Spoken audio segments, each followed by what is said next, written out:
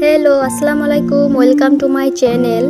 আমি আজকে রান্না করব বরেলি মাছ দিয়ে আলু পটল টমেটো এবং বেগুনের সবজি। সো আমি এখানে সবজিগুলো কেটে নিয়েছি। এদিকে টমেটো আছে, পেঁয়াজ কাটা, আর একটা কড়াইতে আমি তেল দিয়ে পেঁয়াজগুলো দিয়ে ভালো করে ভেজে তারপর আমি কাটা সবজিগুলো এর মধ্যে দিয়ে দেব।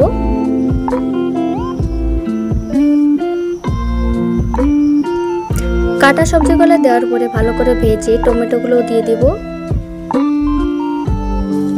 দেওয়ার পর এই জায়গায় আমি দিয়ে দেব নুন, হলুদের গুঁড়ো, কাঁচা লঙ্কার গুঁড়ো, জিরে আর সর্ষে বাটা দিয়ে ভালো করে নেড়ে চেড়ে এখানে আমি পরিমাণ মতো জল দিয়ে দিব আর ভালো করে সিদ্ধ হওয়া পর্যন্ত অপেক্ষা করব। তারপরে কষিয়ে রাখা বরেলি মাছগুলো আমি দিয়ে সবজিটা বানিয়ে ফেললাম আর এটা এখন সার্ভ করব। ভালো লাগলে অবশ্যই লাইক কমেন্ট শেয়ার এবং সাবস্ক্রাইব করবেন। কিছু ভুল হলে ক্ষমা করে দেবেন। ধন্যবাদ।